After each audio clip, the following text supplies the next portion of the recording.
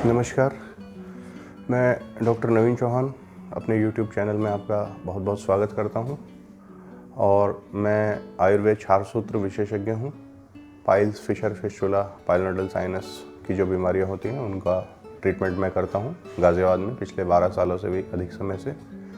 और अभी तक जो हमने चर्चा करी पाइल्स पे हम डिस्कशन कर रहे थे, तो पाइल्स के बारे में मैं आपको जानकारी दी थी। सबसे पहले वीडियो में मैंने बताया था कि पाइल्स के मुख्य लक्षण क्या होते हैं। उसके बाद मैंने बताया कि पाइल्स किन लोगों में ज़्यादा होने की संभावना रहती है।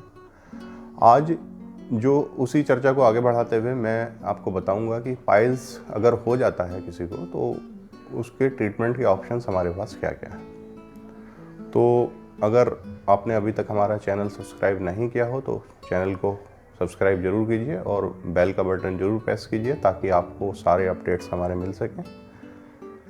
तो पाइल्स का जो अगर किसी को पाइल्स के लक्षण आने लगें कि ब्लीडिंग हो रही है और मस्सा भी महसूस हो रहा है आता हुआ बाहर, पाइल मास, कुछ प्रोलैप्स ऑफ मास जो है वो हो रहा है, तो सबसे ज़्यादा जो तकलीफ़ होती है इंसान को, व्यक्ति को, वो ब्लीडिंग से ही होती है। मतलब ये एक हर आम इंसान के लिए डर का कारण बनता है कि ब्लड आ रहा है उसको स्टूल टॉयलेट जाते वक्त। तो इंसान सामान्य तौर पे ब्लड को देख के घबरा जाता है। अगर थोड़ा ज़्यादा मात्रा में हुआ तो और ज़्यादा घबरा जाता है टॉयलेट के पैन पे। तो पाइल्स की जो ब्लीडिंग होती है वो या तो ड्रॉप करके आती है या फिर कभी कभी ज़्यादा मात्रा में भी आ जाती है। अगर पाइल्स पुरानी हो या तो फिर जो पाइल्स के मस्से हैं उनकी जो म्यूकोसा है, ऊपर की जो झिल्ली है, वो ज़्यादा छिल गई हो तो ज़्यादा मात्रा में भी ब्लड आ सकता है, जो कि पूरा ऐसा जैसे पिचकारी छोड़ दी हो वैसे आपको पता लगेगा पैन पे, टॉयलेट पैन पे। तो इसके दो आयुर्वेद में पाइल्स का जो इलाज है, पाइल्स को अर्श बोलते हैं, मैंने बताया था आपको। तो इसका जो ट्रीटमेंट है आयुर्वेद में वो दवाइयों से भी हम कर सकते हैं, और अगर दवाइयों से रेस्पॉन्ड नहीं करता है तो फिर सर्जिकल जो ट्रीटमेंट है जिसको हम क्षार सूत्र चिकित्सा बोलते हैं वो करते हैं। तो आयुर्वेद में हमारे पास जो दवाइयाँ हैं वो एक तो जो ब्लीडिंग है, जो म्यूकोसा है, उसको रिपेयर करने के लिए, ब्लीडिंग के लिए काफ़ी दवाइयाँ हैं हमारे पास ब्लीडिंग को रोकने के लिए। उसमें मुख्य तौर पे नाग केसर हुआ और आपका स्तंभक द्रव्य होते हैं जो वो हमारे काम आते हैं, रसांजन हुआ।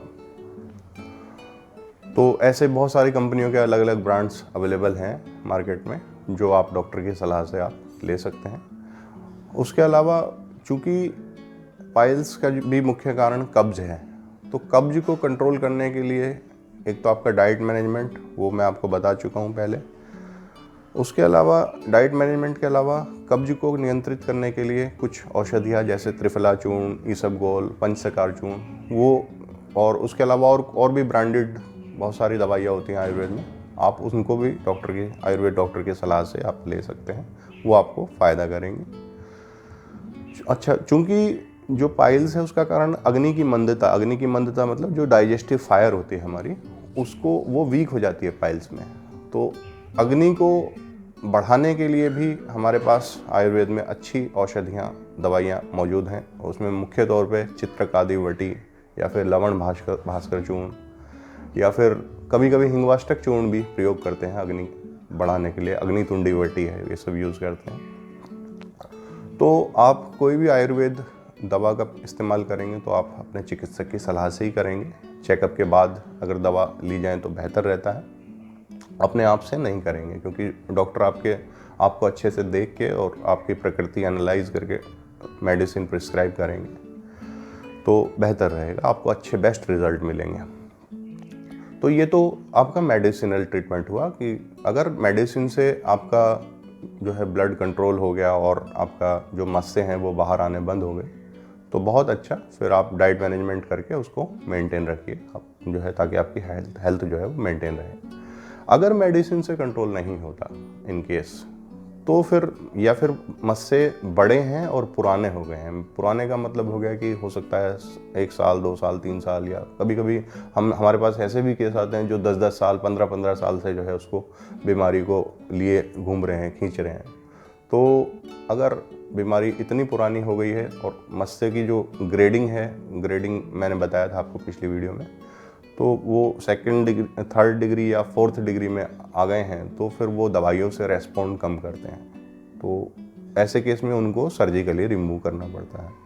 तो सर्जरी के वैसे बहुत सारे तरीके हैं, लेकिन जो आयुर्वेद का जो मेथड है वो क्षार सूत्र चिकित्सा है। वो एक मिनिमली इन्वेसिव, मतलब कम से कम काट पीट होती है उसमें मिनिमली इन्वेसिव मेथड है। और उसमें करते क्या है, हम जो पाइल मास है उसकी जो रूट है, अंडर लोकल एनेस्थीसिया या spinal anaesthesia procedure carry out करते हैं।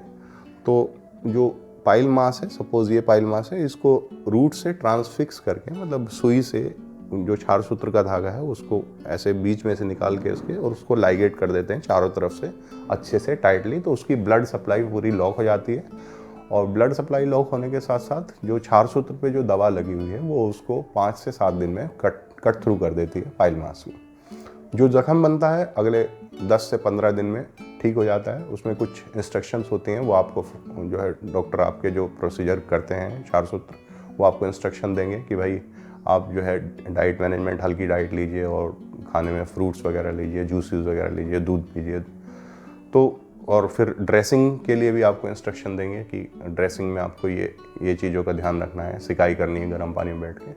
तो लगभग ये एक स्थायी समाधान है पाइल्स के ट्रीटमेंट के लिए, बवासीर के ट्रीटमेंट के लिए, जिसमें हम जो उसका जो बीमारी का रूट कोज हैं, जो मस्से हैं, उनको परमानेंटली रिमूव कर देते हैं। तो ज़्यादातर केसेस में ये ट्रीटमेंट काफ़ी ज़्यादा सफल होता है, मतलब मोर देन 90% हम कह सकते हैं रिजल्ट है।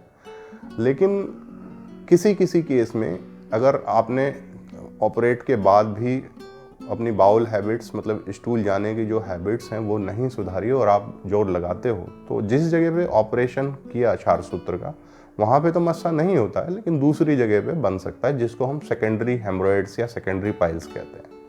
तो वैसे ये बहुत कम होता है। तो हमारा जो निष्कर्ष निकला कि आयुर्वेद में क्षार सूत्र की जो दवाइयों से भी चिकित्सा बहुत अच्छी है, और दूसरा जो मेथड है जो क्षार सूत्र चिकित्सा है वो भी बहुत अच्छा काम करता है पाइल्स की बीमारी के लिए, परमानेंट सॉल्यूशन के लिए। उम्मीद है आपको ये आज की जो जानकारी है पसंद आई होगी, और जो है अगले वीडियो में मैं जल्द आपसे मिलता हूँ और बाकी बहुत अच्छी जानकारियों के साथ। नमस्कार, धन्यवाद।